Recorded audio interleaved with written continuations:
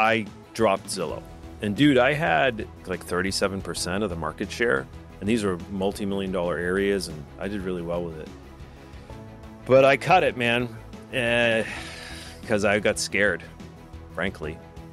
And we went into protection mode. I didn't have as much optimism as you. Because I had a preconceived notion, because I still had PTSD from 2009. I thought the whole thing eventually was going to crash again.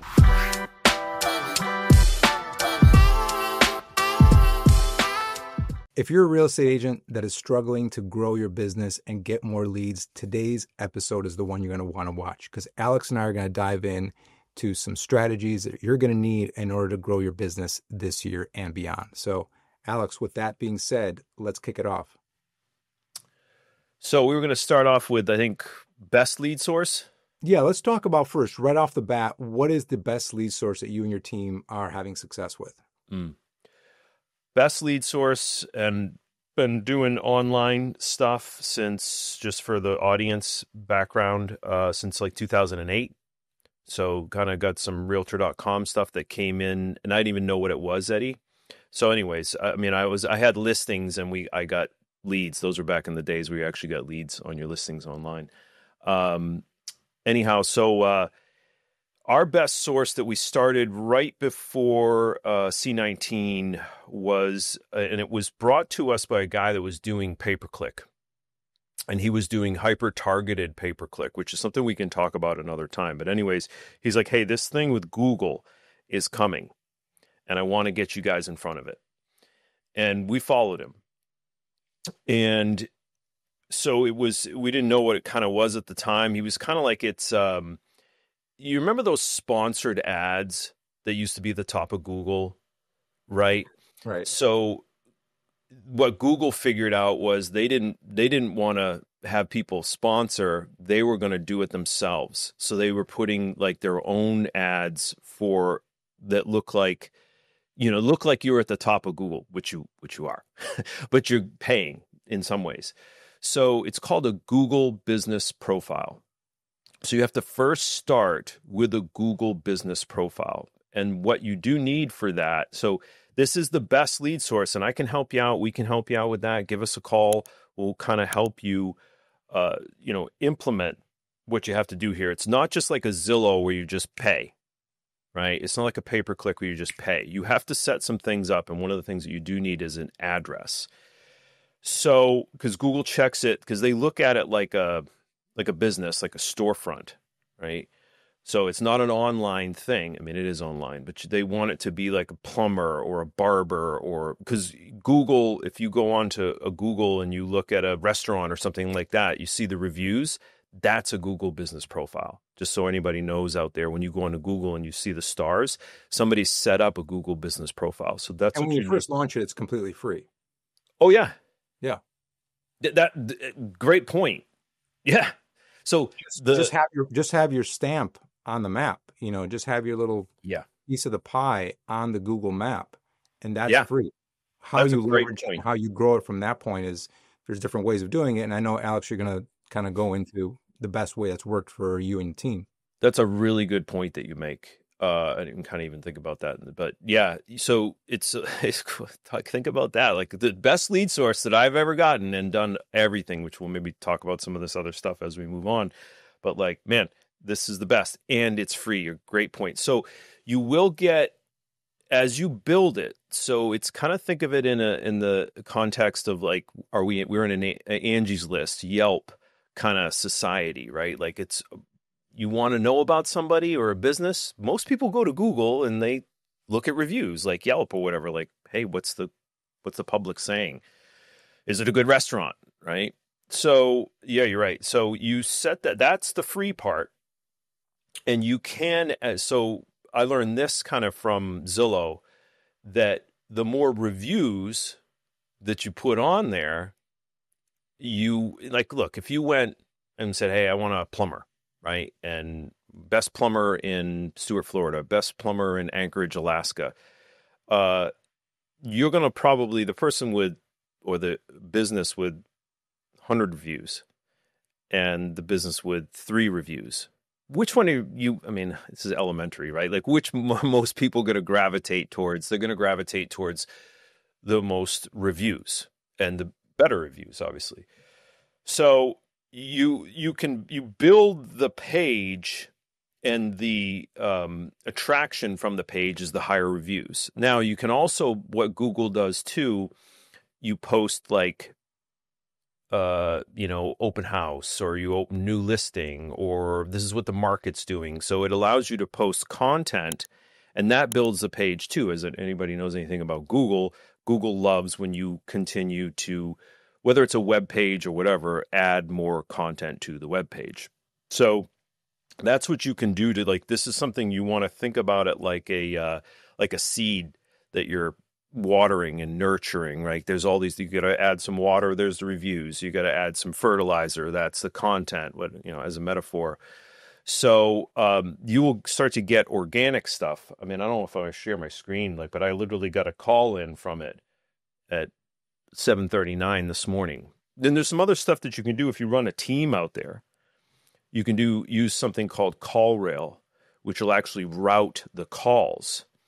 And you can do different things like, say, I used to do this in the beginning of it. All the agents on the team, their phones would all ring at the same time, and it was a Shark Tank. So whoever clicked first on that, like accept the lead, they'd get the lead.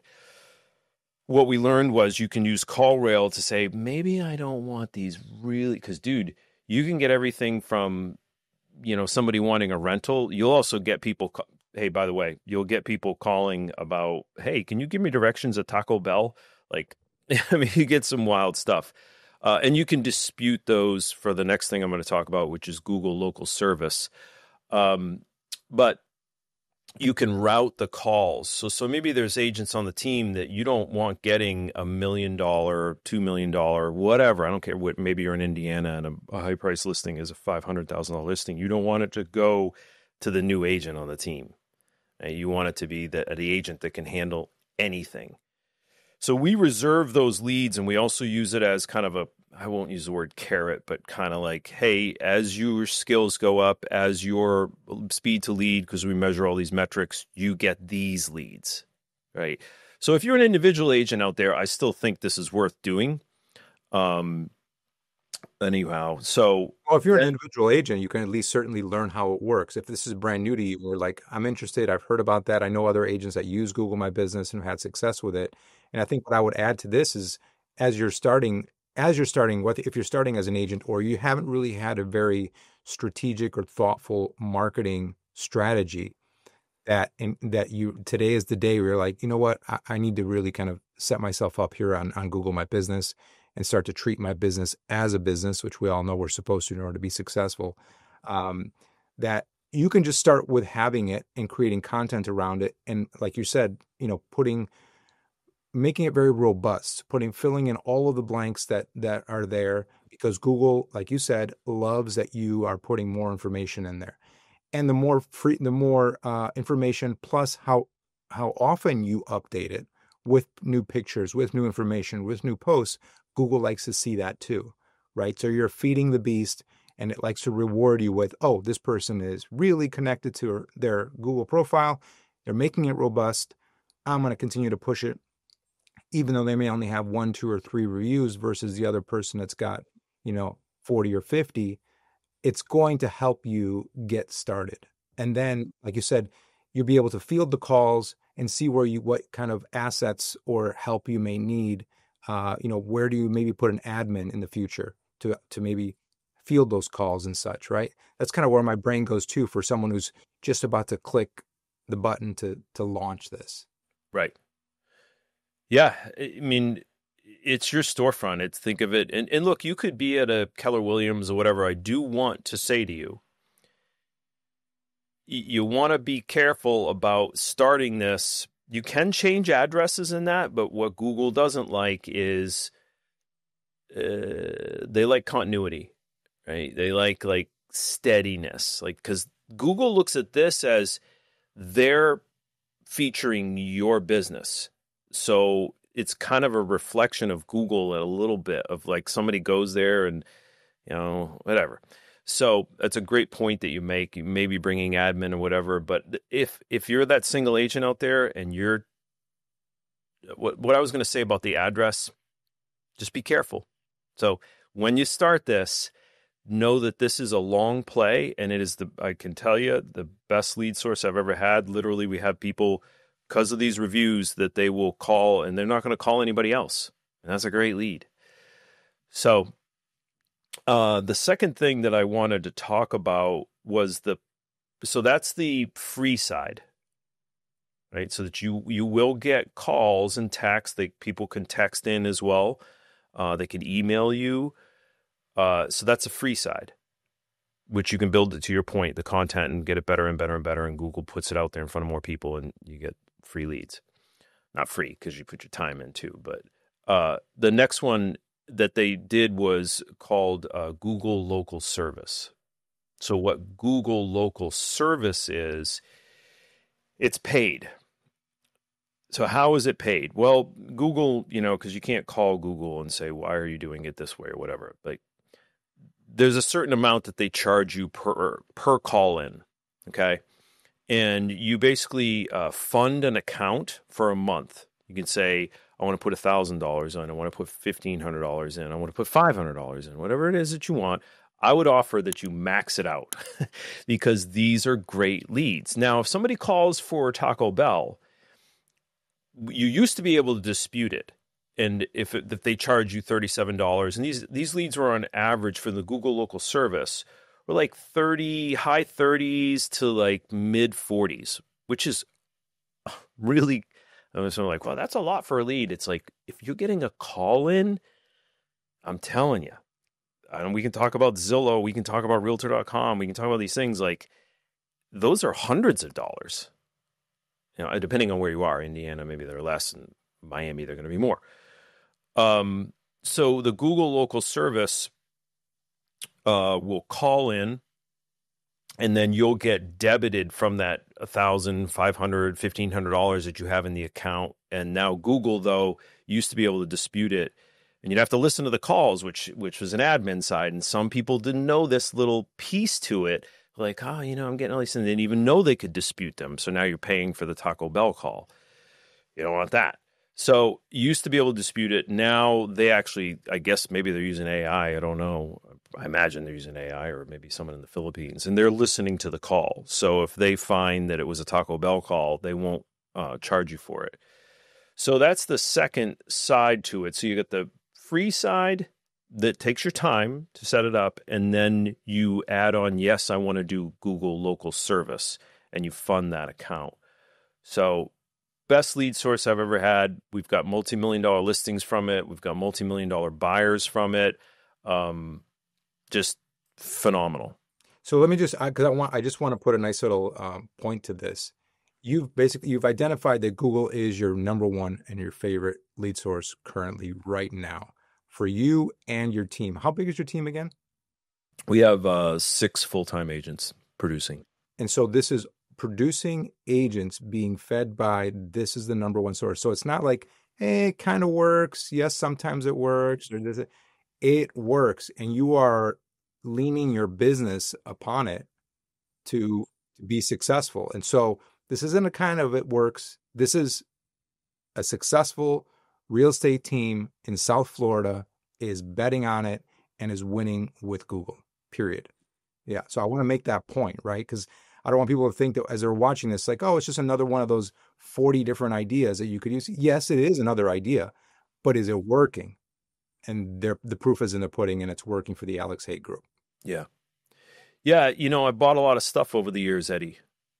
As I imagine you have too. There's a lot of like, this is this great new program. And look, and not to interrupt you, but for those that are watching, first of all, thanks for tuning in to The Relevant Agent. But stick around, because talking about working and what's going to be working moving forward in 2025 is something that we want to share with you. So stick around as we get to that, because that's really, really important. Is that what you just said, Alex, is what's working, and also keeping an eye on what's evolving and the decisions that need to be made in order to stay with all of this working. So I'm sorry, go ahead. Yeah, so that's our top lead source is Google. We closed almost 10 million from it last year. So it works. And we spent probably the least amount on that. Pay-per-click aside. Pay-per-click is a different egg.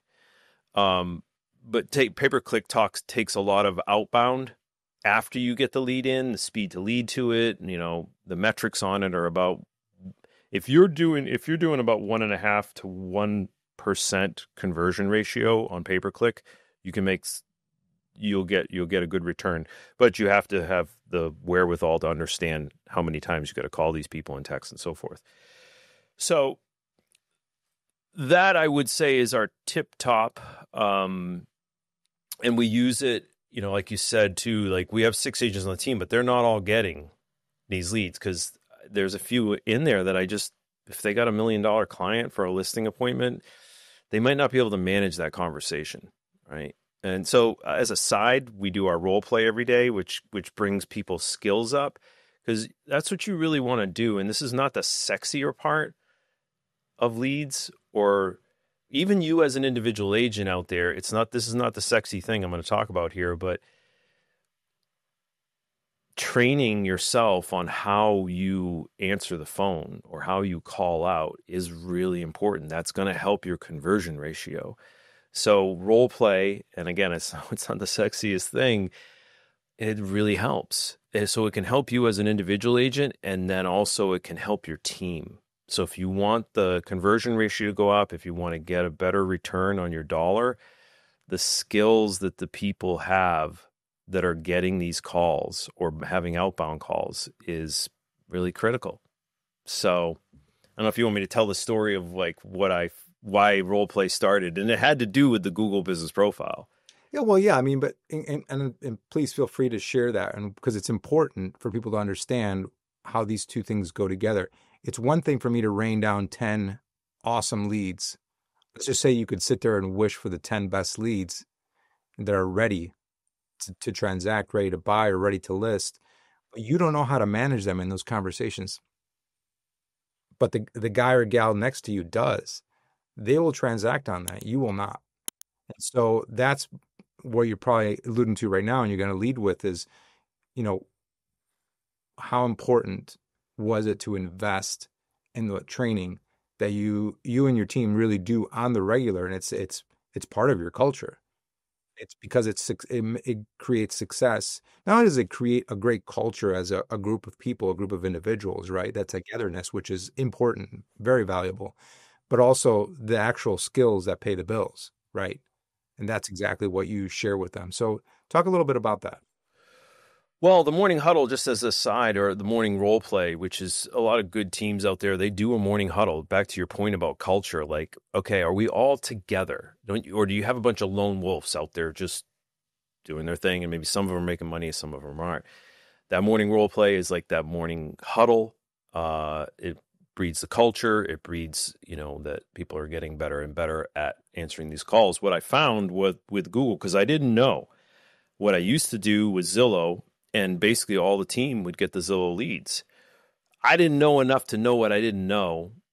And that, I just thought, I guess naively, that all agents are created equal.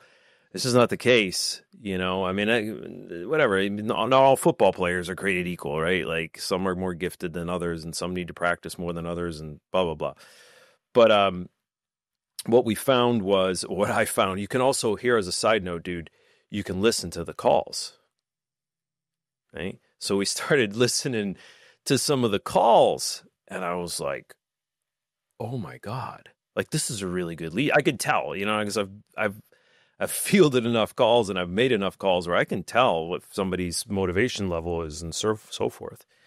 And I would listen to these calls, dude, and I'm like, oh my God, this agent just butchered this. This is a tip-top lead, and this agent just was stumbling all over the place.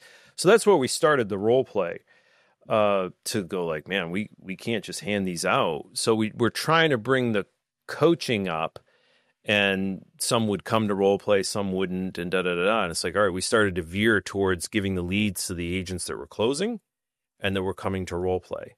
because they deserved these really higher and could handle these higher motivation opportunities, right? So that's as a corollary to, free, yes. And role play is free. You can come to our role play room, I don't care whether you're with Location or Real or Keller, I don't care. Like, we're that culture right there, and there's no pitch in there about EXP or anything. That is also, so like, let's say that it's free, which your time though, to start the Google business profile. And then you can add the paste part, which I would highly advise to do. And then the other side is, hey, what's something I don't have to spend money on, but I got to put time into, and I have to either enroll my team or I got to enroll yourself. And how do I get better at answering these calls? So that's free. You can come to our role play room for free, and there's no pitch in there, to get your skills up and or your team skills up so they can field these calls and get a better conversion ratio. So that's what's worked that's what's working right now, right? Successfully. And again, if you have any more questions about the Google My Business strategy, leave it in the comments, because we're happy to, go over it, double click into it, give some more detail and share. So please, by all means, do that. But I want to move on to things that have worked in the past for you and the team that don't work really as well or at all anymore. And I alluded earlier to, this is something that's always evolving, right? It's not like you have this one, especially in a world of technology and the way we market, the way we communicate. It's something that's constantly changing. You have to keep your eye on, especially you as a team leader. Am I providing the support and the needs of my teammates, team members, and then also having an eye further, which we're going to go to after this conversation, as to what is going to potentially, what are we playing with now that's going to be meaningful in the rest of this year and into next. But for right now, like, what are the things that you've maybe kind of shelved a little bit? Yeah, that's a good question for the audience out there.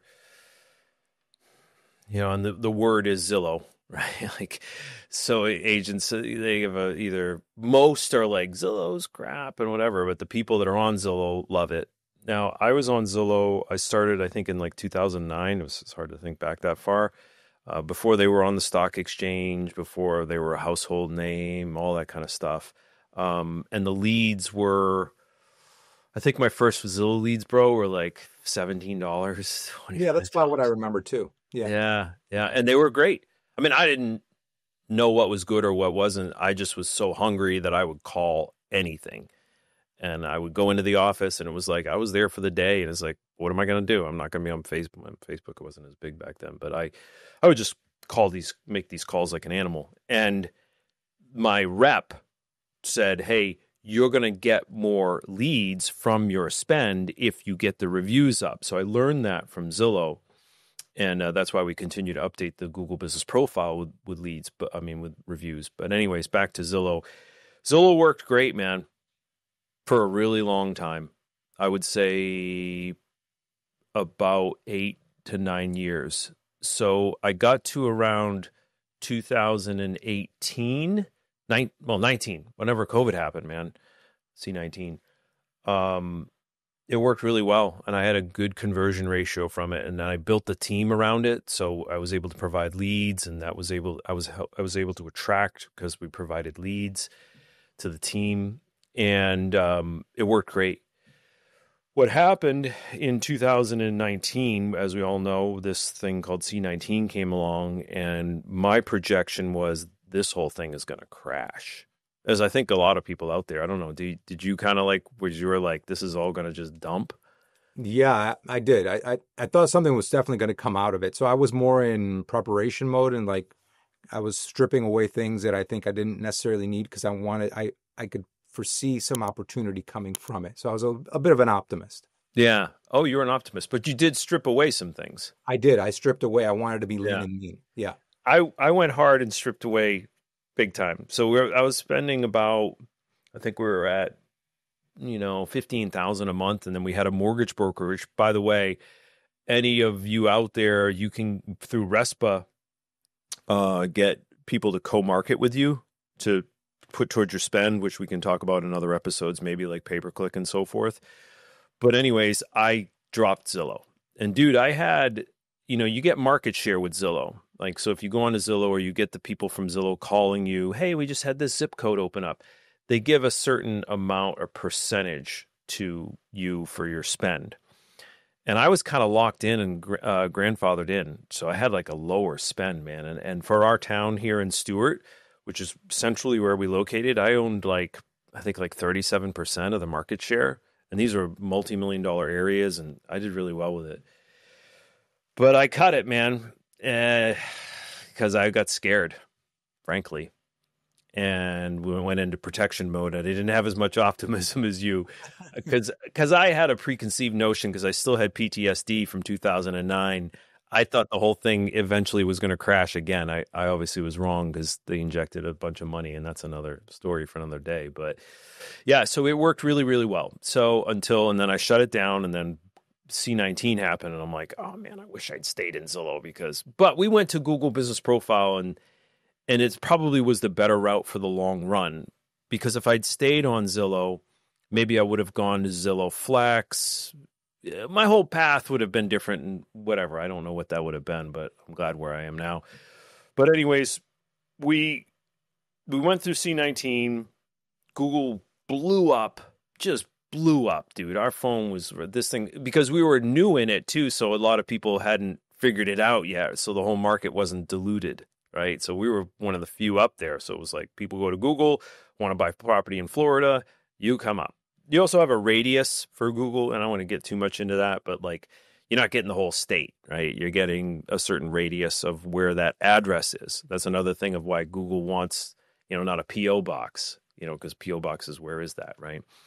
So anyways, to go down that journey a little bit further, we went back to Zillow about maybe a year and a half ago. I'm like, all right, so things were slowing down a little bit, dude. And as leaders, we're like, all right, I got to figure something out here, which you out there are trying to figure something out. You're trying to figure out, how can I get better leads, da-da-da-da-da. And that's always what you want to be thinking, but you also don't want to chase shiny objects. So anyways, along the lines of not wanting to chase shiny objects, I'm like, let's go back to something that worked. Let's go back to Zillow.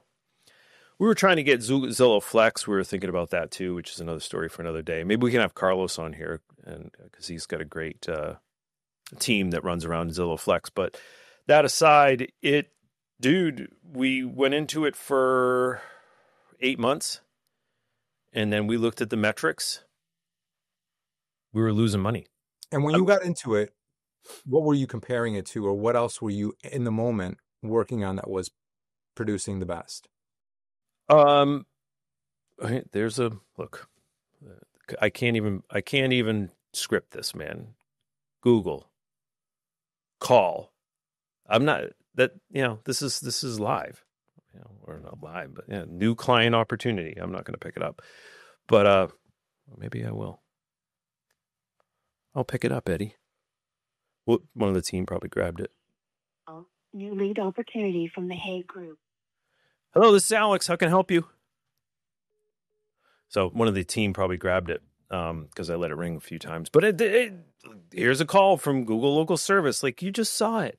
Yeah, we're leaving that in. We're leaving that in. Yeah, I mean, you just saw it. I usually don't pick those up because they go to the team. I'm not as much in production anymore. So anybody out there that maybe has a dream about actually owning a business where you're not just tethered to this thing all day, that you have these going to people, and that's some leverage. But anyways, back to the point, Zillow. I think I'll answer the question how I think I can answer the question best. Like, we basically just I kind of like to look at it like a machine. If you put $1 into a machine and you're a business owner, you'd like $2, $3 to come out the other side, right? So once you find that machine, what's the game? Well, you take as much money as you can afford and you pump it into that machine, right? So we looked at it of just simple, how much have we spent? How many closings came from it? We spent this. Did we make this? This is the $2, right? The $2, the $3. Did we make this?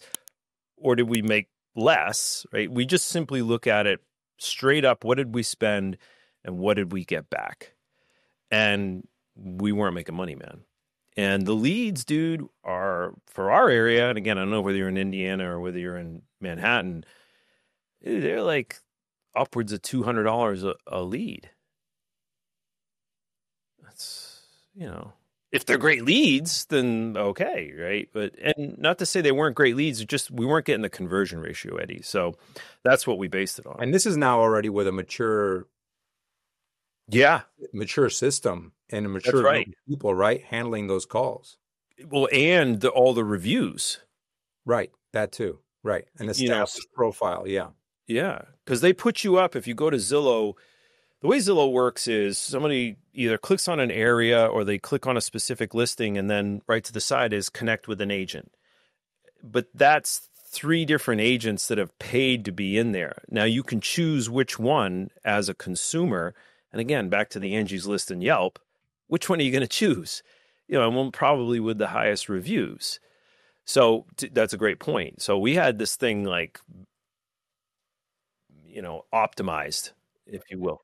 Yeah, we had it optimized, and it's still, we didn't make money from it. And we had a good team that knows how to make these calls, and we'll follow up and all that. So we dropped it. So from your team and your team's experience, Google My Businesses has been and continues to be a champ for you. Now, you dipped your toe back into Zillow. Wasn't the right move for you and the team. Not really kind of where we're going with, and just from a leader perspective, the finances just weren't panning out the way they're supposed to. As a side to that too, dude, not to cut you off, but then we went to realtor.com too. We're like, well, let's try that, and that didn't work either. Was it a similar experience? Yeah. Yeah. And I hate to say they rope us in, because sometimes it's easier to sell a salesperson when they want something and that person sounds like they have the solution. You go with it. And so it was like, if you pay this up front, you get this free and blah, blah, blah, blah. And now we're locked in. Now it's 3 or 4 months down the road. And I'm like, man, we're not getting the return on this. So I'd like to get out. And I'm not usually that quick. So you got to be careful of jumping into this and jumping out of that and jumping back into something. You got to be careful about that. But we could just tell from the flow, we were getting very nominal amount of opportunities for the spend that we had. So as a side, I wanted you all to know out there, you asked the initial question, what worked? So back in the day, realtor.com did work, right? Back in the day, for us, maybe somebody out there is killing it. We'd love to hear from you below. Maybe you're killing it on Zillow. Maybe you're killing it on homes.com. Maybe you're killing it on Trulia, realtor.com. I don't know. I'd love to hear from you. This is us just sharing our stories. Obviously, there can be some adjustment for sure based on market competition. And I don't mean just competition in the market in terms of properties, but competition with other agents, price points. There's quite a few metrics in there, but I love your examples because you're not just a solo agent, you're a team. You're, we are in a popular market here in South Florida, right? This is an area where people like to move in. So we get a lot of good data and intel from a healthy, robust, speedy market, although some of that speediness is waning a little bit, right? There's much speediness these days. Yeah, we've kind of gotten into that in other episodes, so definitely look for those. But with that in mind, in terms of past, present, let's talk about the future. I think that one of the strong attributes, qualities of leadership and a successful business is a percentage of experimentation and trying new things. And saying, I'm willing to invest X or this period of time or these assets or these people to this endeavor to see if it works. I think that's always a healthy attitude, in my opinion. And I know you also subscribe to that. So I know a portion of what you're trying to do is get ahead of and try new things. So what does it look like for you and the team kind of for the rest of this year and maybe going into 2026 in terms of a new strategy, a new marketing effort, and why? So I would say one of the things that we're actually in right now, okay, that we haven't gone online. We're probably about 90-95%. I actually have a meeting with my admin. Like, we talk about where things are at every week. And for you team leaders out there, I was talking to a team leader or an aspiring team leader yesterday that I coach that's in our organization about, like, hey, next steps, weekly meetings for any of you guys out there, or if you're an individual agent, weekly, setting aside a time. What are my lead sources doing? Where am I at, so that you have a pulse on your business. So one of the things that we're working on right now, because again, I love what you said, it's like there's an element of experimentation, I think, that should happen as a business owner, because things work for a while. And if you just stay so steadfast in that, and then it kind of like, you don't want to change, because, as humans, we don't like change. You could end up sitting with something that doesn't work. And we don't control these platforms. Let's be clear, right? We don't control these platforms. And I made me, as you're saying that, and I'm sorry to interrupt you, and I don't want you to lose your train of thought, but there's like in social platforms as well. If you go in all in on one platform, and all of a sudden, TikTok is a great example. There were people that were betting the house on their TikTok profiles or TikTok presence. And for a moment there, we're still unsure as to what's going to happen with it. But there was a real moment where people was flirting with people's livelihoods because they had all their cards on that table, everything.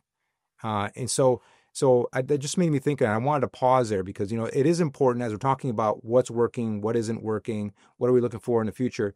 I would say if you could leave this conversation with the idea of, let me diversify to a certain extent as much as I can, so that I'm not a victim to any one of these failing hard and completely destroying my business. That's a great point. To dive back a little bit to Google Business, like if you were to make a bet, right? And you were to make a bet on a big organization or whatever, and I'm not saying go all in on Google Business Profile, but like, I don't know, I'm just going to guess that Google is probably going to be here in 5, 10, 15 years from now, right? I'm going to make that bet. Now, does that mean that I don't go look for other stuff? No. But so any of you out there like going, well, what should I go all in on? Well, Eddie just said don't go all in on anything. Why would I? Well, sometimes you got to, like, I don't know. I just look at this as the storefront, right? Because again, there's a free side to it. So you're not committing whatever amount like a Zillow or a Realtor.com every month, no matter what, if it doesn't work. So you could literally just keep the Google Business Profile, and I would offer you, do the Google Local Service, figure that out. If you need some help, give us a shout. So I like what you said there. Don't put all your eggs in one basket, but I would put a good fair amount. If I was suggesting in the Google basket, I would offer that. So one of the things that we're working on, and this kind of goes back a little bit to the Google story, the guy that we had as our pay-per-click. He was very acute with the targeted leads. So what does that mean? Well, he was really good with the AdWords and like the keywords that you would put in: homes for sale in Stewart, homes for sale in Sewell's Point, like specific neighborhoods he would dial in, and then he would link your page to the search, to an aspect of the search that would specifically give that person Sewell's Point or the area that they were a little better than just homes for sale in Stewart. They were more targeted. When you get more targeted, which is what I'm going to get into here, you get somebody more of like that is looking for something specific. I guess that's what I'm saying, rather than just, I'm curious about homes for sale in Indiana or in Indianapolis or whatever. Like, it's just a very broad lead, and you might just get more tire kickers, or I was just curious. But when you have somebody who's looking for homes in a specific area, they have a higher level of maybe where their journey's at for purchasing, right? So this bleeds into what we're working on right now. Jay Kinder brought out this great program, and we had Jay on and talking about it, and we've been implementing it. We're about probably 95% there. And this is a targeted Facebook lead. And some people out there might they might shut down Facebook leads. Trust me, yeah, I agree. Most Facebook leads are somebody was looking at a cat video 1 minute and then your sponsored ad came up and they're not really looking for real estate, but they're just like, oh, I'm just curious. Like you just get so many curious people and putting in dummy accounts because they just wanted to search or whatever. So where you get through on that, and also as a side, which I think is important, they're a much lower cost. So a pay-per-click lead, you're going to be looking, depending on your area, depending on how good you are at AdWords, and also our organization, EXP, we have something called Make It Rain, which somebody can set that up for you, and you can pay money into it to get leads, as a side. So you don't have to like become an expert on AdWords. So anyways, but for us, pay-per-click is probably around I think we're averaging like $9.50 a lead. Okay. The Facebook leads are more in line with like $3 a lead.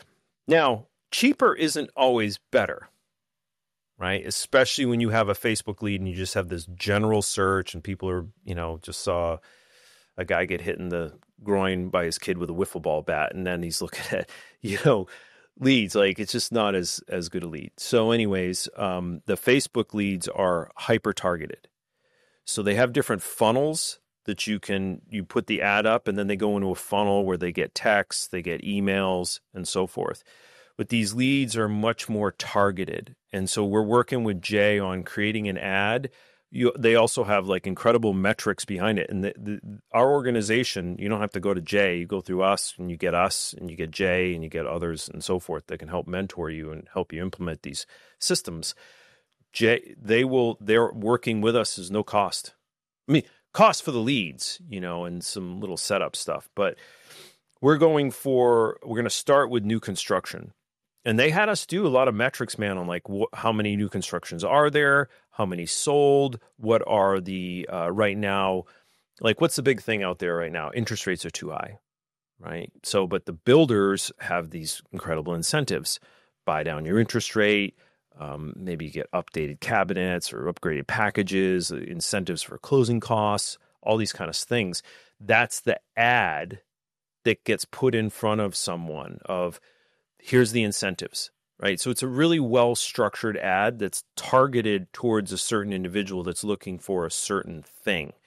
So we're betting, right? This is the bet that great. Hey, we're getting a lower cost lead for a higher conversion ratio because it's a targeted lead. So we hopefully are winning. You want to reduce your spend, but you don't want to be so frugal that you don't spend money on advertising. I mean, you're in business here. You got to advertise.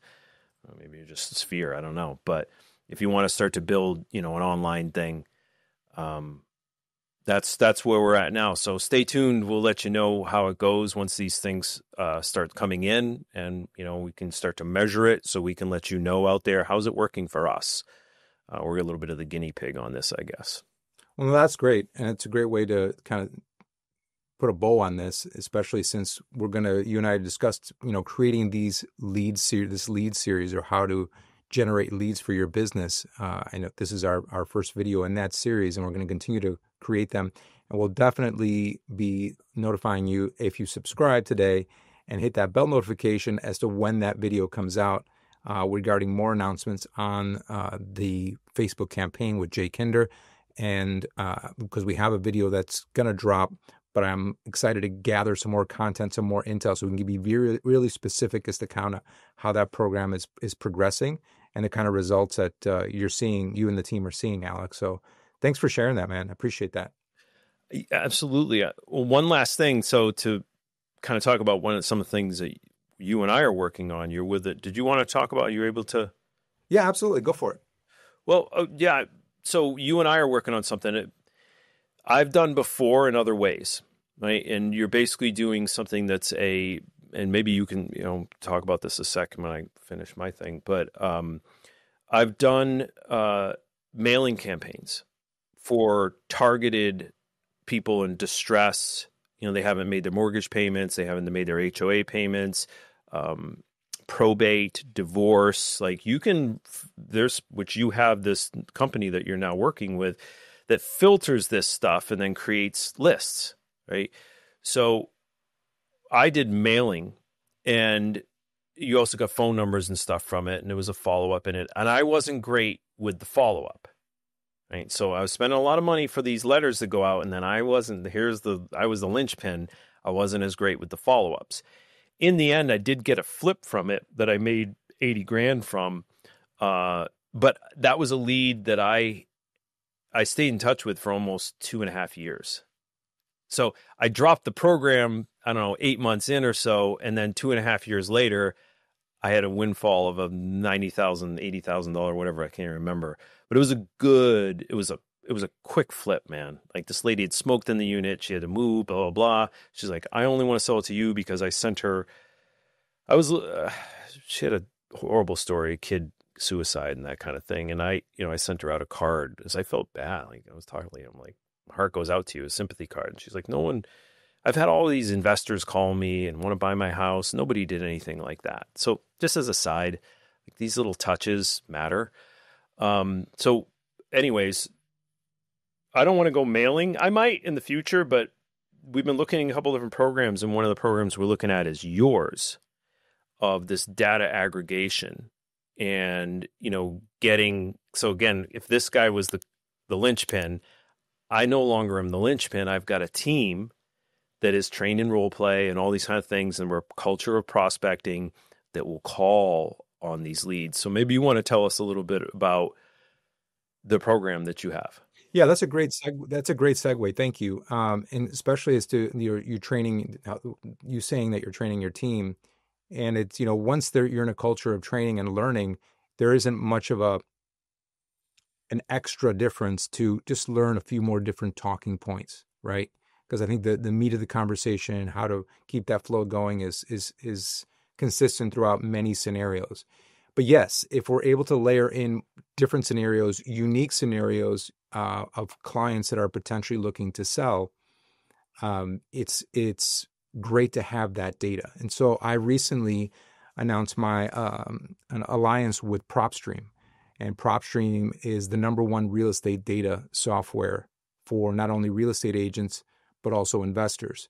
And my role in PropStream is to create content and educate, video content specifically, and educate current users and potential new users of the system. And so I've obviously double-clicked into it deep. It is a very deep well of accurate, recent, detailed information on properties, ownership, length of ownership, you name it. Every filter scenario you can think of: potential bankruptcy, potential foreclosure, people of an older age that might be looking to downsize. I mean, you name it, it's in there. And not only can we use those tools that we love to use as agents, be able to draw a little circle on the map and say, I want this area and I want this area, and then apply all these different filters. It generates not only the list of those potentials that meet that criteria, but then within the system, it allows you to have skip tracing built in, so you can find contact information, both phone numbers and email addresses. Just so the jargon, Eddie, what for the audience, what's skip tracing? Yeah, so skip tracing is just the ability to research someone's contact information available through public records that are just available on the internet as well. So it will generate cell phone numbers, home phone numbers. It'll put them in priority of what it believes are the most accurate, meaning the ones that are used the most or posted the most. It also, for us as real estate agents, and really anyone, it tells you which ones are on the do not call list. So then it's up to you, of course, to do what you need to do with those, but at least separates them out. And then email addresses as well. And then again, at that point, you can either export it and import it into your own CRM or follow-up system, which is great. Or you stay inside the system for those that maybe don't have a robust CRM that are actively using it, and be able to launch email campaigns from PropStream as well as postcard campaigns. And so it's an all-in-one service. And again, my charge, and one of the things that I'm looking forward to doing is connecting the dots between the person who could ideally use this type of service to grow their business and my expertise in communicating that and being able to help you. So my goal is to build the library in the middle that allows you. It's one thing, Alex, to have the information, right? And we talked about it earlier. But if you hand it to the wrong agent who's not skilled, it goes to zero. Versus the one who is skilled, it goes to a closing and money in their pocket. And so what I'd like to create is that bridge in the middle to train. Okay, great. I've got this information. Now what do I do with it? Well, here's Eddie, 20 years of experience sitting on camera. I'm going to tell you, once you generate that list, this is probably what those people are thinking. This might be the way you approach that first phone call. This might be how you pen the content in that postcard or in that email for maximum engagement, maximum response. And so that's really what my responsibility is with the company, and I'm really looking forward to it. But system as a whole, it's rock solid.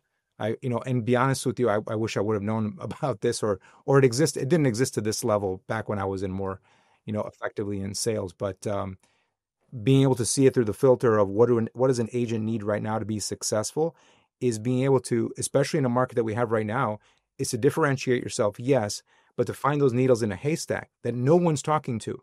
No one's talking to that person that hasn't put it on the MLS yet, but that through public records and all the data analysis. And don't get me started on the AI they've started to integrate. So it's able to tell you the probability of something going into distress or some potential issue with it. It's pretty powerful. Well, I'm excited because I've done some shiny objects over the years. One of the ones that comes to mind, we're doing kind of like the best and worst. And I hate to rip on anybody, but I like to let people know we used offers, OFRRS, I think it is. This was the earlier kind of what you mentioned, like propensity to sell or propensity to go into. They use some AI and so forth, but we didn't have really great luck with it. So I know that you did a lot of research on this company, and we've used others that have kind of aggregated data. And so I'm excited to kind of go down this road with you. We're talking more about it. And, it's like, hey, man, it's like, it's not easy to just, like to think maybe you're a single agent out there and you're a little more nimble. But as you get bigger, you can't make as quick a decisions on things. And it's good. I've done, gone online and listened to people and what's working. That's what we're trying to let people know here, like what's working and what we're working on, and stay tuned to see how things work out. So maybe you can learn from us and not make the mistakes that we've made. Yeah, and that's the whole point of our conversations, Alex. And again, I hope this one was helpful too. I feel it was, because it at least gives you a bit of a roadmap as to kind of start. Because you've said it a couple times in this conversation. Shiny objects, we're inundated with them. Products, services, strategies, they're everywhere. And the lion's share do work when they're done properly. They really do. But I think people get lost and don't get traction because they keep thinking, oh, let me try this. Oh, I heard so-and-so is doing this. Let me try that. And so you're just spinning here and spinning there and spinning over here, and nothing ever happens. Not because they individually wouldn't have worked, but it's just that you're not approaching it properly. And hopefully our 20 plus years of wisdom, collective wisdom, is going to help kind of filter through that and have you be successful in the rest of 25 and certainly going into 26.